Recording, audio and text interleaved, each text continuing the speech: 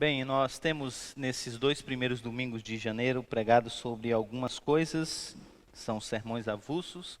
Próximo domingo nós começaremos uma nova série e aí então nós iremos assim até o final do ano. E hoje então eu resolvi falar a vocês, expor um texto que nos ajuda a entender o que nós temos tentado fazer aqui ao longo desses 3 anos. A Igreja Presbiteriana Aliança nasceu do desejo de nós podermos plantar, criar uma igreja saudável. E esse desejo tem crescido a cada dia e nós temos pessoas novas chegando, se achegando a nós. E aqui é um sermão meio que inicial do ano, mas também para poder a gente recalcular a rota, pensar um pouco o que a gente está fazendo, para que talvez por meio desse sermão você também entenda algumas coisas do que nós temos pensado, do que nós temos sonhado para essa igreja que nós estamos edificando. Essa igreja que, como nós lemos durante todo o período da liturgia, não é definida por um espaço físico. A igreja somos nós. A igreja é você, é eu, e nós juntos formamos então o corpo de Cristo, e esse corpo está sendo edificado, esse corpo está crescendo, e nós queremos que esse corpo cresça de uma forma muito saudável, ok? Então, a minha proposta hoje é à luz de Efésios, capítulo de número 4, texto no qual eu peço para que você abra, por gentileza. Efésios, capítulo de número 4, a partir do versículo de número 7, eu quero com esse texto tentar apresentar uma filosofia de edificação de uma igreja saudável. Efésios, capítulo de número 4, versículo de número 7, a partir do versículo de número 7. Diz assim o texto: E a cada um de nós foi concedida a graça, conforme a medida repartida por Cristo. Por isso é que foi dito: quando ele subiu em triunfo às alturas, levou cativos muitos prisioneiros e deu dons aos homens. Que significa ele subiu, senão que também havia descido às profundezas da terra? Aquele que desceu é o mesmo que subiu acima de todos os céus, a fim de encher todas as coisas. E ele designou uns para apóstolos, outros para profetas, outros para evangelistas e outros para pastores e mestres, com o fim de preparar os santos para a obra do ministério, para que o corpo de Cristo seja edificado, até que todos alcancemos a unidade da fé, do conhecimento do Filho de Deus, e cheguemos à maturidade, atingindo a medida da plenitude de Cristo. O propósito é que não mais sejamos como crianças, levados de um lado para o outro pelas ondas, nem jogados para lá e para cá, por todo o vento de doutrina e pela astúcia e esperteza de homens que induzem ao erro. Antes, seguindo a verdade em amor, cresçamos em tudo naquele que é a cabeça, Cristo. Dele, todo o corpo, ajustado e unido pelo auxílio de todas as juntas, cresce e edifica-se a si mesmo em amor, à medida em que cada parte realiza a sua função. Vamos orar? Deus bendito, a tua palavra foi lida mais uma vez e nós precisamos da tua graça, da tua orientação, da iluminação do teu Espírito Santo e do poder que vem do alto, para entendermos a tua palavra e também para podermos expô-la. Nós precisamos de ti e reconhecemos isso. Por isso eu te peço que nesse momento o Senhor ajude os meus irmãos e a mim, nesse momento onde nos voltaremos para o Senhor a fim de ouvir a tua voz. Nós queremos ser edificados por ti mesmo. Nós queremos que o Senhor edifique a tua igreja. Nós queremos que o Senhor nos faça um corpo saudável. Pedimos a tua ajuda, Pai, para o desenvolvimento da nossa fé, para a maturidade da nossa vida, de maneira que nós venhamos nos parecer mais com Cristo e assim glorificá-lo, o seu nome. Pedimos-te isso em nome de Jesus. Amém. Bem, quando nós falamos de edificação de igreja, nós precisamos pensar um pouco também sobre alguns modelos de igreja e hoje eu queria então contrapor pelo menos 2 modelos de igreja com um modelo que ele surge naturalmente desse texto que nós acabamos de ler. Então a estrutura do meu sermão vai ser exatamente tentar responder algumas coisas que esse próprio texto nos apresenta. Quando nós falamos de modelo de igreja, nós podemos observar pelo menos 2 e um terceiro que, como eu disse, eu vou extrair desse texto. O primeiro modelo seria um modelo de uma igreja casa de repouso. Observe que nesse modelo, o pastor é uma espécie de capelão. Os membros são pacientes que o tempo todo precisam ser cuidados, alimentados, observados. O alvo é exatamente a manutenção.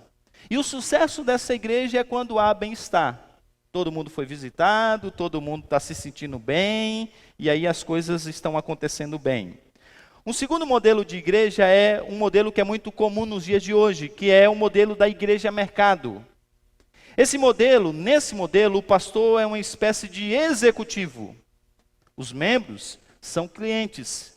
Por isso que não é comum, e nada pouco comum, alguns pastores viverem fazendo pesquisas para descobrirem o que a igreja pensa e o que vocês querem. A pergunta é essa: como nós podemos ser sensíveis à nossa comunidade? Então a pesquisa, qual a música que você gosta de cantar? E se você gosta de cantar essa música, e há um número grande de pessoas que gosta de cantar essa música, então nós vamos inseri-la na liturgia. Por exemplo, entre o modelo de igreja emergente, as pessoas escolhem as músicas e os ritmos que elas querem cantar. E aí não importa a letra, o que importa é que haja satisfação do cliente. As pessoas precisam vir a um lugar para se sentirem bem. É por isso que há uma igreja nos Estados Unidos onde pecado é uma palavra que não existe no dicionário da igreja. E o pastor, em uma entrevista no Jornal Nacional, disse: olha, eu não posso trazer as pessoas aqui no domingo, depois de uma semana bem carregada, e falar sobre coisas ruins, sobre pecado. Isso não motiva a pessoa para uma nova semana. Isso não traz satisfação. O objetivo aqui, o sucesso, é exatamente o número. Quanto maior é a igreja, mais bem sucedida é o ministério. E as pessoas estão buscando modelos que tragam exatamente números. E nós vivemos então uma época de uma idolatria aos números. Bem, mas existe um outro modelo, e esse modelo surge exatamente do texto que nós lemos. E esse modelo pode ser entendido aqui, eu vou fazer isso a partir de 4 perguntas. Então, o meu sermão hoje tem 4 perguntas que eu vou tentar responder a vocês. A primeira pergunta é, já que nós estamos pensando aí e treinando a igreja para um processo de eleição de liderança, qual é o papel da liderança na edificação de uma igreja saudável? A segunda pergunta é, qual é o papel dos membros na edificação dessa igreja saudável? A terceira pergunta é, qual é o alvo de todos na edificação dessa igreja saudável? E finalmente, a quarta pergunta é, qual é o resultado de uma igreja saudável? O que essa igreja, quando nós chegamos depois de todo esse processo que nós vamos ver, qual é o resultado que nós podemos obter?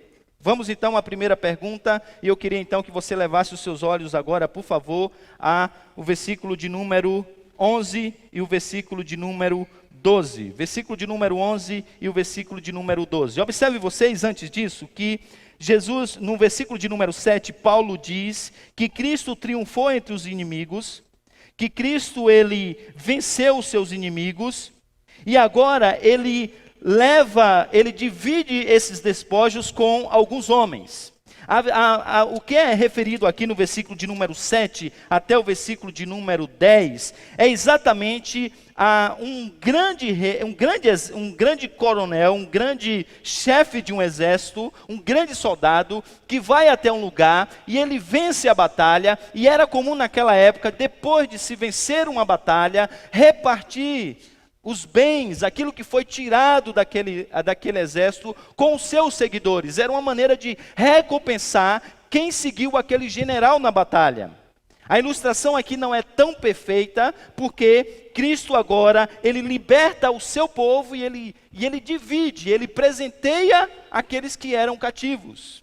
E aí o apóstolo Paulo introduz com essa ilustração bélica, dizendo que Cristo nos tirou do império das trevas, nos trouxe para o seu reino, e agora ele nos dotou, ele nos capacita, ele nos dá presentes, para que a gente possa viver nesse reino. E aí então nós chegamos ao versículo de número 11 e 12, onde ele apresenta esses dons. E ele diz assim: e ele designou alguns para apóstolos, outros para profetas, outros para evangelistas e outros para pastores e mestres.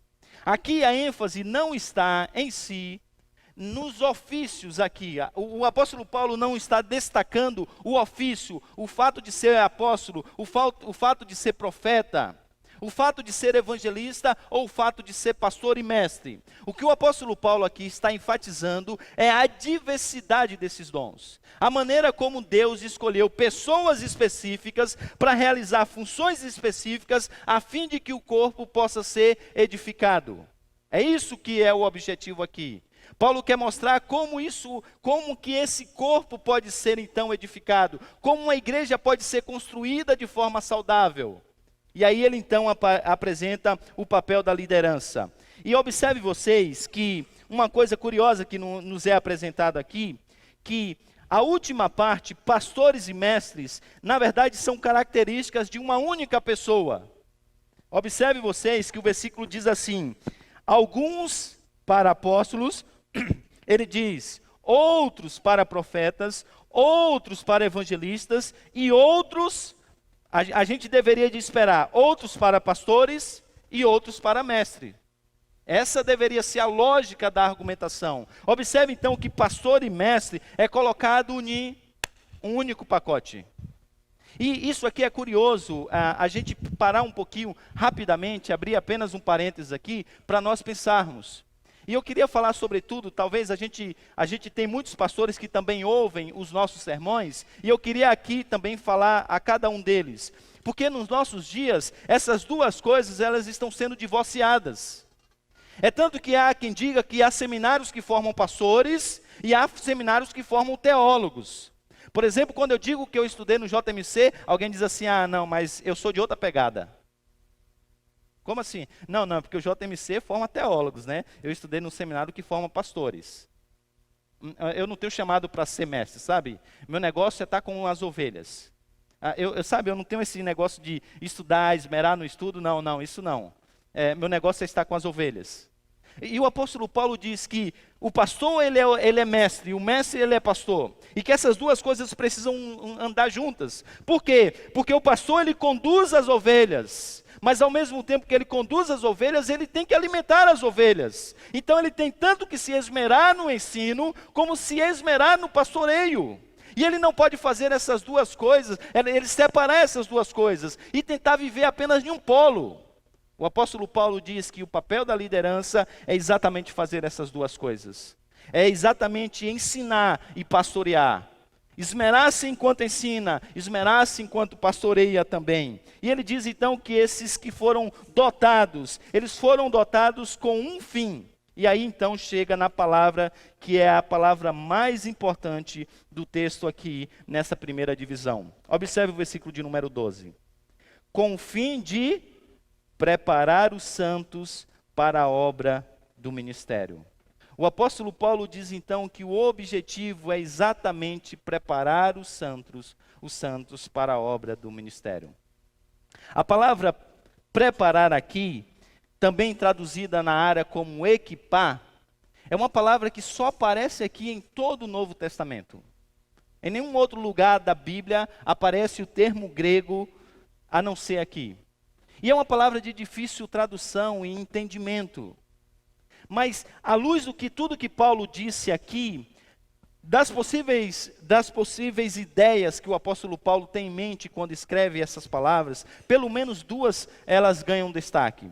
A primeira é a ideia de alguém, está ligada ao ramo da ortopedia, é a ideia de alguém que coloca o osso de volta no lugar. Sabe quando o osso sai do lugar e aí vem o Daniel Ribeiro e com jeito põe no lugar? A palavra aqui é uma palavra que traz essa ideia. A ideia de colocar tudo no seu devido lugar para que haja um ajuste correto. Essa é a primeira ideia. A segunda ideia está ligado a uma ideia que Paulo já colocou. Lembre-se que no versículo de número 7 até o versículo de número 10, é apresentado Cristo como um grande general. E essa palavra também, ela era usada para falar da preparação dos marinheiros no uso correto das armas.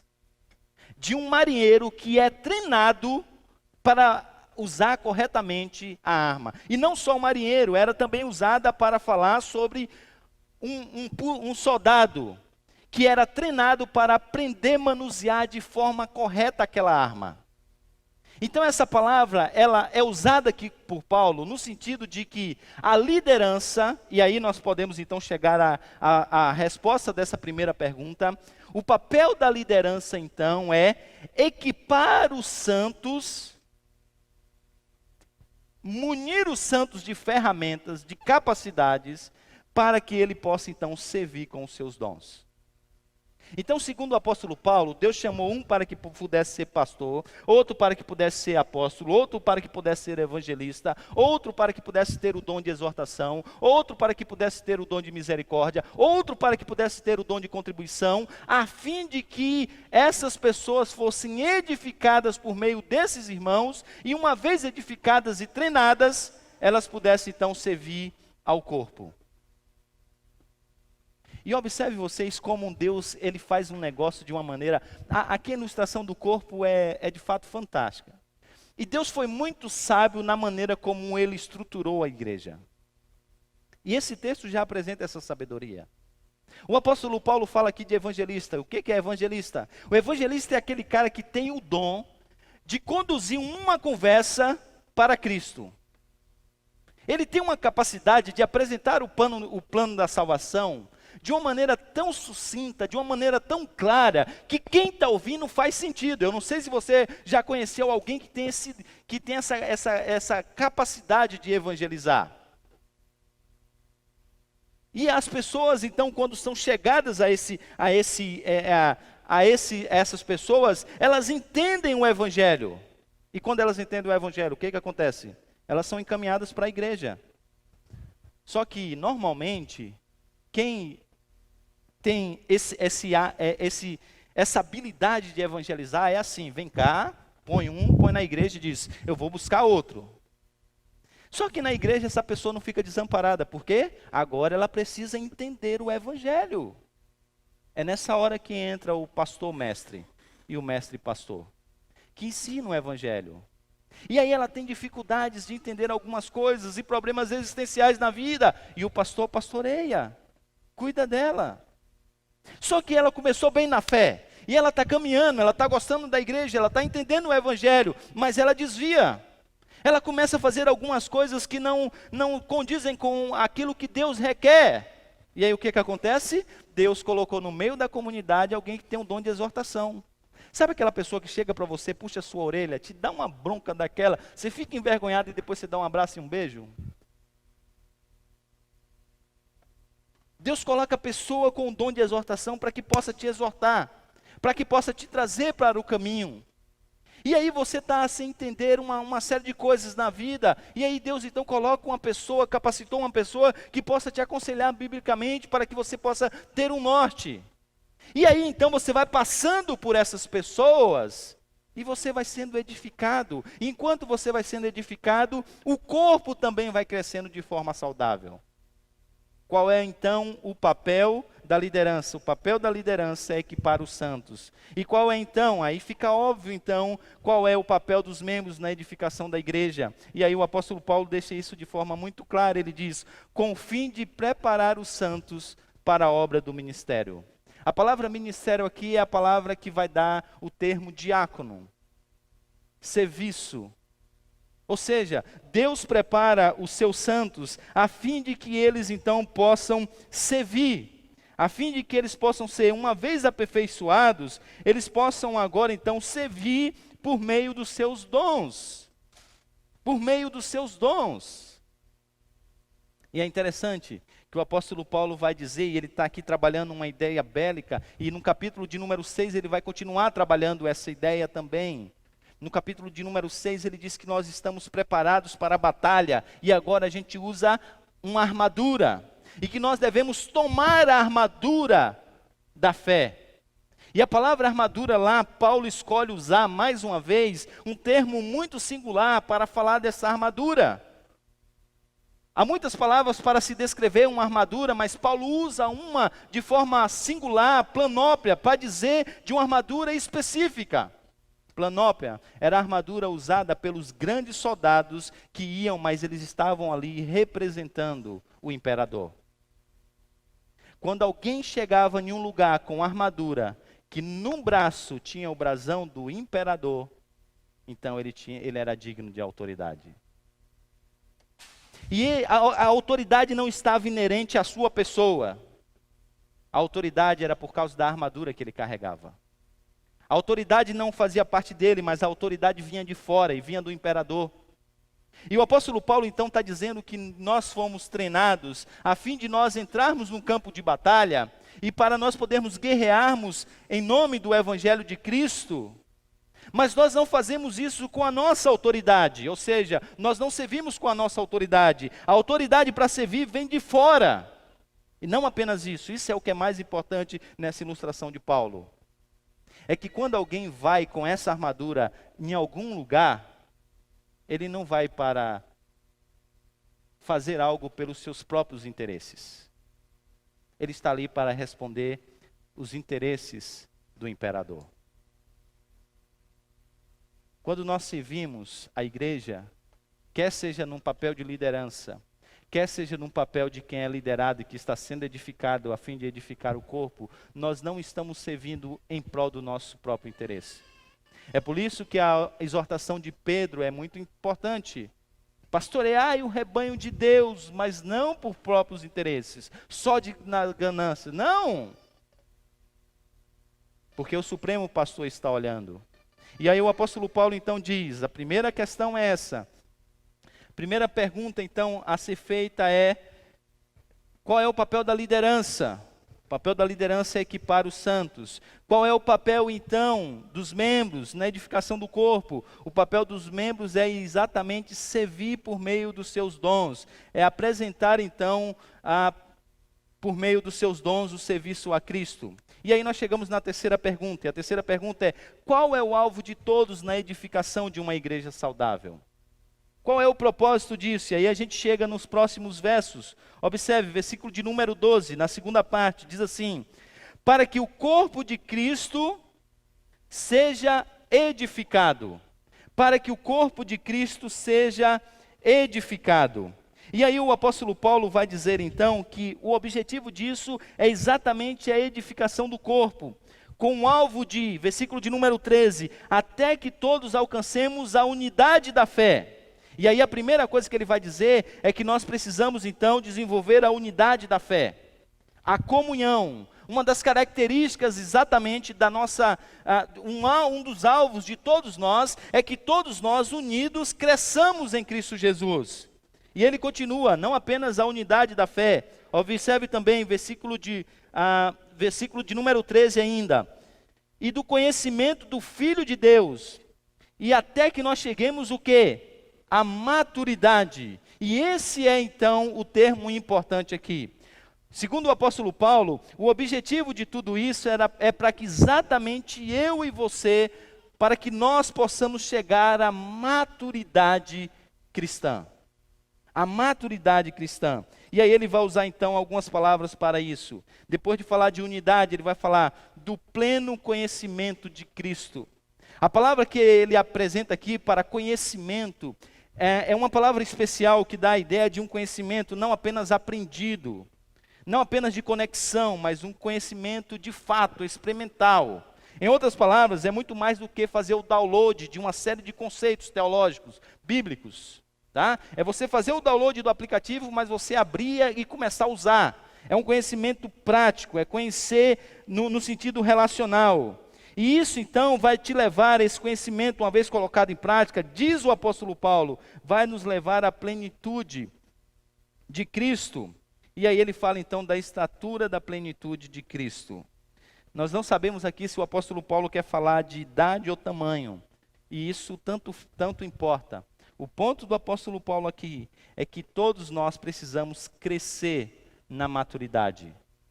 Crescer na nossa maturidade, para que o corpo seja então edificado. Mas não apenas isso. Observe vocês então, que a gente pode então voltar às perguntas para que isso fique bem claro. Qual é o papel da liderança na edificação da igreja? Qual é o papel dos membros na edificação da igreja? Servir por meio dos dons. A liderança capacita, os dons servem. Os dons, aqueles que são liderados servem. Qual é o alvo de todos na edificação dessa igreja? O alvo é exatamente a maturidade.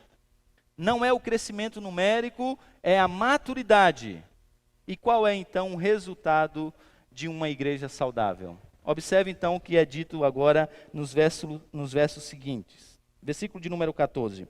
O propósito essa tradução, o propósito ela não é uma boa tradução. A preposição que aparece aqui no original, ela dá a ideia de traduzir como um propósito também, é possível, riná pode ser traduzido como a fim de que ou propósito, mas o ápice já chegou anteriormente, então o propósito já foi apresentado. Aqui talvez a melhor maneira seria de entender o resultado de todo esse processo, ou seja, quando a liderança é equipada, agora serve os membros. Quando esses membros usam seus dons e todo o corpo é edificado e leva à maturidade. Qual é então o resultado disso? Versículo de número 14 diz: num prisma negativo, não sejamos mais como crianças levados de um lado para o outro pelas ondas, nem jogados de lá e para cá por todo o vento de doutrina,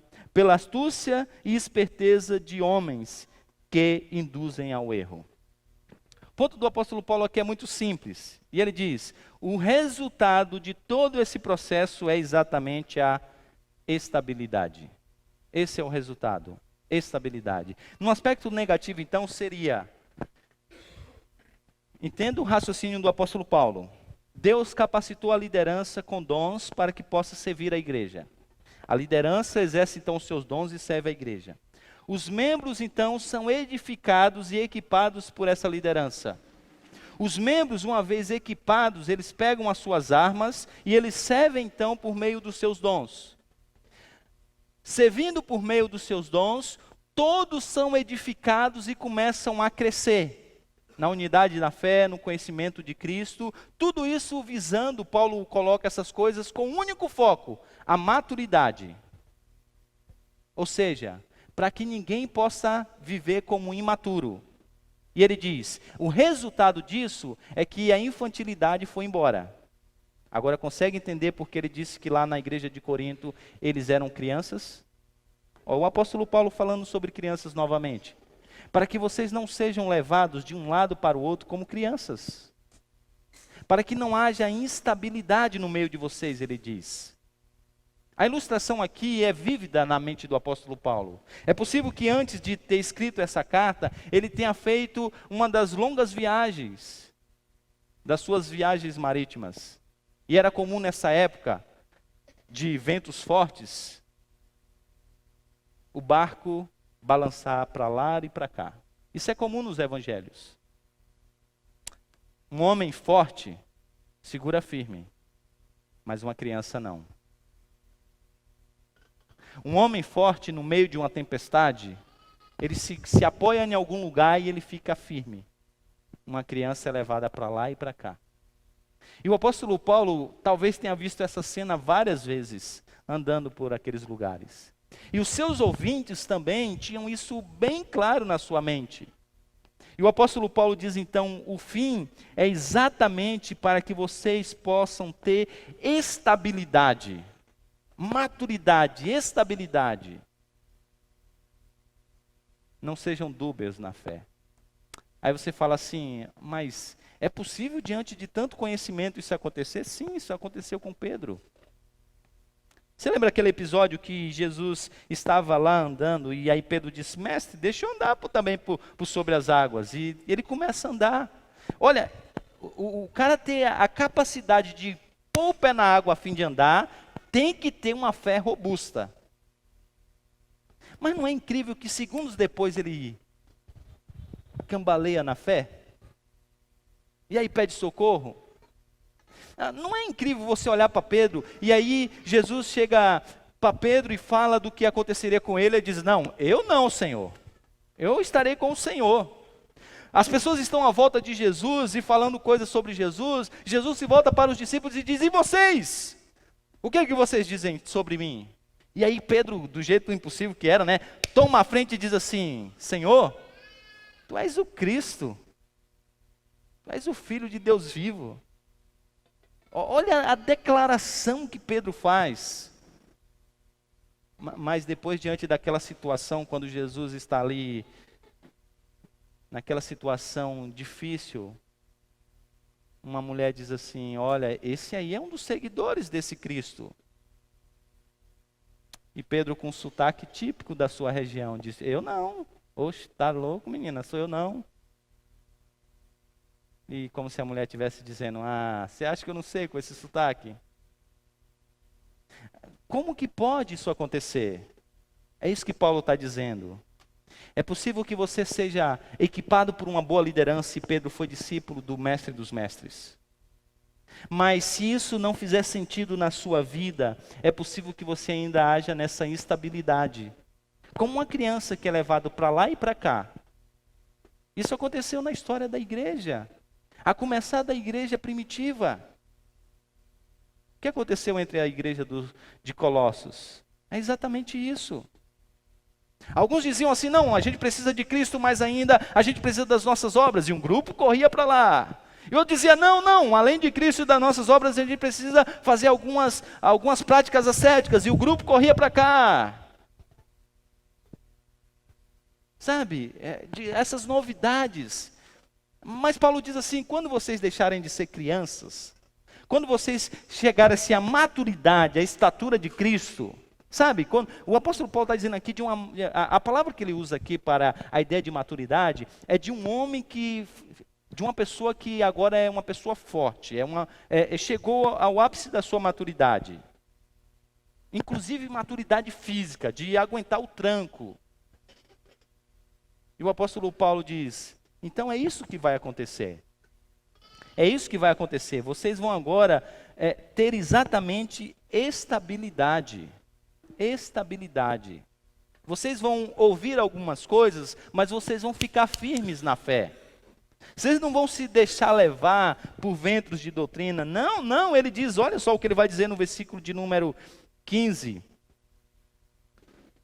Observe, versículo de número 15. Antes, pelo contrário, seguindo a verdade em amor, cresçamos em tudo naquele que é a cabeça, Cristo. Dele todo o corpo ajustado, lembra lá do colocar os ossos no lugar? Dele todo o corpo, então, ajustado e unido pelo auxílio de todas as juntas, ou seja, todo mundo está trabalhando, cresce e edifica-se a si mesmo em amor, na medida em que cada parte realiza, então, a sua função. O apóstolo Paulo, então, encerra essa parte, dizendo, então, de como essa igreja, então, é edificada. Então, observe, vamos voltar ao quadro inicial. Na igreja Repouso, a liderança é uma espécie de capelão, que precisa fazer o quê? Cuidar dos membros. Mas o que são os membros? Só pacientes. Eles não fazem nada, eles só são cuidados. Aqui os membros são o alvo do serviço, nunca a fonte do serviço. O alvo é a manutenção e o sucesso é o bem-estar. Na igreja mercado, a liderança é uma espécie de grande executivo. Os membros são clientes. Mais uma vez, os membros são o quê? O alvo do serviço, nunca a fonte. É sempre alguém que é uma espécie de promotor de eventos, que faz todas as coisas para que tudo possa acontecer. E todo mundo fica de lá em uma espécie de cristianismo de arquibancada, dizendo, olha, legal agora, ou se não, agora foi bom, viu? Não, dessa vez o culto não foi muito bom, sabe, não senti arrepio, sabe? Acho que o pessoal da música também errou em alguma coisa, o pastor estava meio sonolento, não foi bom não. Só fazendo a pesquisa de satisfação. Porque o alvo, de fato, é a satisfação. E o sucesso? O sucesso é exatamente os números. Exatamente os números. Olha só agora nesse modelo bíblico. A liderança, e esse é um termo aqui, só quem é dos acampamentos sabe. A liderança é uma espécie de equipante, né? Termo usado nos acampamentos. Acampantes e equipantes. Para quem nunca foi muito de frequentar acampamento, aquelas pessoas que são mais maduras com o tempo no acampamento, elas são aquelas que equipam aqueles que estão acampantes, que um dia também vão ser equipantes, também vão assumir um cargo de liderança. Então observe que aqui a liderança é uma espécie de equipante, ela equipa os santos. Ela não faz todo o trabalho. Ela não realiza todo o trabalho, até mesmo porque é impossível isso ser acontecido, tanto no que diz respeito a tempo, porque nós não teríamos, como no que diz respeito a dons. Preste atenção, alguns dons que vocês têm, eu não tenho. Então, se vocês não fizerem o que vocês têm que fazer, não vai fazer. Você está entendendo? Deus dotou pessoas diferentes com dons diferentes. Se você deixa de fazer a sua parte, é como se um osso estivesse fora do lugar. O corpo caminha, mas não saudável. Vai meio capengando, doendo aqui, doendo ali. Então, os membros nesse processo que Paulo coloca aqui, eles são servos. Ou seja, todos nós, em última instância, somos diáconos, chamados por Deus para servir, desde aqueles que estão no cargo de liderança, porque líder é aquele que serve, não é servido, como aqueles que estão sendo liderados. O alvo aqui é a maturidade. É que todos nós cheguemos à maturidade, nós vamos ver o que isso significa. E o sucesso? O sucesso é a estabilidade. Pode vir dente de ouro, você está firme em Cristo. Pode vir unção da largatixa, você está firme em Cristo. Pode vir um novo movimento, você fica com o evangelho. Sabe, você não fica pulando daqui para lá, tentando se achar, não. Agora você já é maduro, você já está edificado em um lugar. É isso que Paulo está dizendo, há uma estabilidade na sua vida espiritual. Observe então que isso tudo funciona de forma bem casada. E o papel então do líder é equipar, a igreja servir, visando a maturidade, e assim a gente possa ter estabilidade. E é isso que o versículo de número 16 então vai nos apresentar. 3 aplicações finais e eu encerro por aqui. E agora eu vou mais devagar. Primeira, bons líderes, segundo o apóstolo Paulo, sim, bons discípulos também. Então deixe-me dizer uma coisa para vocês. Hoje se fala muito de se ter bons pastores e bons presbíteros. Se diz muito dessa necessidade. E é uma verdade. Mas nós precisamos também de bons discípulos. E como nós precisamos disso? Esses dias eu fui pregar em uma igreja e eu comecei meu sermão dizendo uma coisa. As pessoas falam muito da necessidade de ter bons pregadores, por exemplo. Mas eu tenho percebido a necessidade de ter bons ouvintes. Olha só, ouvir um sermão é uma tarefa árdua. Preparar um sermão é uma tarefa muito difícil. Mas ouvir um sermão também é uma tarefa árdua. Mas eu percebo que há muitas pessoas que não levam isso o tanto a sério. Como também não colocam essas coisas em prática. Então preste atenção nisso aqui que o William Hendricks diz. Ele diz assim: para a igreja ser forte, ela não deve ter apenas bons líderes, como é apresentado no versículo de número 11, mas também bons e ativos discípulos. Ou seja, a ideia aqui é que você pegue tudo isso que você está aprendendo e isso possa então fazer sentido na sua vida e você possa fazer isso girar. Olha, eu não posso falar de mim mesmo, porque adjetivar a si próprio o bom senso não permite. E além disso, os adjetivos foram feitos para serem percebidos e não ditos. Mas eu posso falar isso dos meus colegas. Vocês são privilegiados de ter o ensino que vocês têm nesse lugar. Privilegiados. Agora, a minha dúvida é o que vocês estão fazendo com tudo isso? A minha dúvida é se vocês estão crescendo na estatura de Cristo e amadurecendo na fé, como vocês deveriam? Porque Deus tem sido muito bondoso em nos edificar por meio da sua palavra. O problema é se essa edificação, ela realmente está te conduzindo a um crescimento, a uma maturidade. Então preste atenção, isso aqui é uma exortação séria a você, que faz parte desse processo de edificação dessa igreja. Além de bons líderes, e a gente vai se reunir mais uma vez esse ano para escolher, e a gente vai pensar, a gente vai orar, para que Deus levante no meio do seu povo bons líderes que possam ensinar, que possam administrar, que possam conduzir essa igreja de uma maneira saudável. Além disso, eu queria que vocês pensassem que vocês precisam ser bons discípulos. Vocês precisam fazer isso valer a pena. Vocês precisam pegar todas essas armas, todo esse preparo que você tem recebido, para que você possa servir por meio dos seus dons. Essa é uma coisa importante. Por que isso é importante? A razão está exatamente nisso aqui. A igreja é um corpo que só funciona bem, se cada parte faz a sua parte. O que o apóstolo Paulo está pintando aqui em cores fortes, vivas, é exatamente aquilo que os reformados chamariam de sacerdócio real dos santos. Ou seja, a igreja de Cristo, o corpo de Cristo é o sacerdócio real de todos os santos. No tempo da reforma havia uma espécie de elitização da missão, clericalismo. A missão estava na mão do sacerdote, o sacerdote fazia tudo e o povo era mero ouvinte de tudo o que estava acontecendo. Os reformadores quebraram isso e disseram então que todos nós devemos servir. Essa é a doutrina do sacerdócio real de todos os santos. E nós estamos mais uma vez retornando a essa elitização da missão, onde a liderança é que tem que fazer tudo para as coisas acontecerem, quando não, em alguns lugares, se chega a uma ideia ainda pior, que é a terceirização da missão. Eu não quero fazer, mas eu posso pagar para fazer. O apóstolo Paulo diz, não. A igreja é um corpo que funciona bem, quando cada parte faz a sua parte. E aqui, permita-me dizer uma coisa, eu não sei o que você sabe fazer. Eu não sei quais são os dons que Deus te deu. Mas uma coisa eu sei, tem alguma coisa que você pode fazer, porque no mínimo um dom você tem. Mas eu duvido que você só tenha um.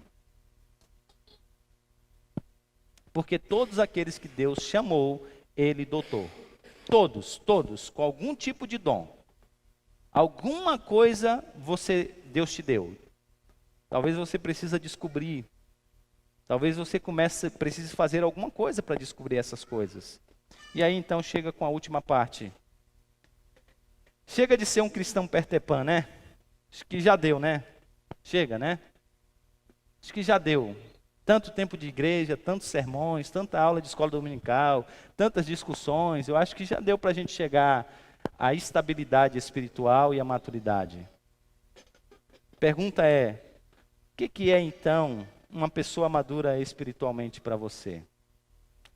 Há muitas maneiras de responder essa pergunta, mas eu queria respondê-la apenas olhando um aspecto apenas, que é exatamente o aspecto de alguém que fez com que o evangelho se sedimentasse, fosse a base da sua vida. Aquilo que nós chamamos de o evangelho ser uma cosmovisão, alguma coisa que está em todas as esferas da nossa vida. Isso aqui é a descrição do que a gente imagina como igreja que vai estar no nosso novo site. Essa é uma parte de um texto que diz o seguinte: nós cremos que a mensagem da cruz muda tudo o que somos e fazemos. Ou seja, a mensagem da cruz, o evangelho, ele muda tudo que não apenas nós somos, mas como nós agimos. Por isso, nossas pregações, ensinos e aconselhamentos bíblicos almejam fazer discípulos de Cristo que glorifiquem a Deus efetivamente e o sirvam em quê? Em todas as esferas da vida. O objetivo de tudo isso aqui A razão pela qual você é ensinada, você é ensinado, aconselhado, é exatamente para que essa verdade seja uma cosmovisão para você, uma maneira de ver a vida. Mas na igreja, não, em todas as esferas.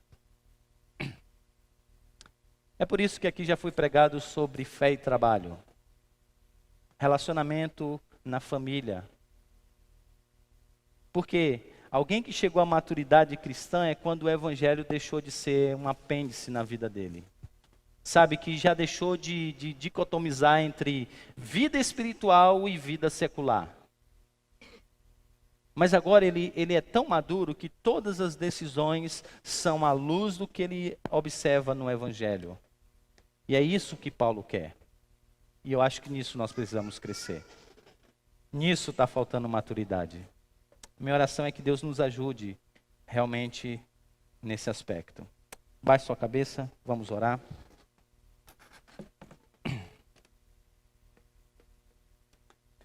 Senhor Deus, nós te louvamos pelo que o Senhor tem feito no meio da tua igreja. Pela maneira como o Senhor dotou várias pessoas nesse lugar para poder servir a tua igreja. Pela maneira como muitos têm usado os seus dons para edificar o teu corpo e fazer com que esse corpo cresça de forma saudável. Nós precisamos da tua ajuda na edificação dessa igreja, de maneira que ela possa crescer saudavelmente. Por isso, Pai, nós queremos todos alcançarmos a maturidade, tanto comunitária, a ponto de vivermos unidos na fé, como pessoal, a ponto de chegarmos à estatura de Cristo Jesus, nos parecermos com Ele, termos as atitudes dele, não apenas na igreja, mas em todas as esferas da nossa vida.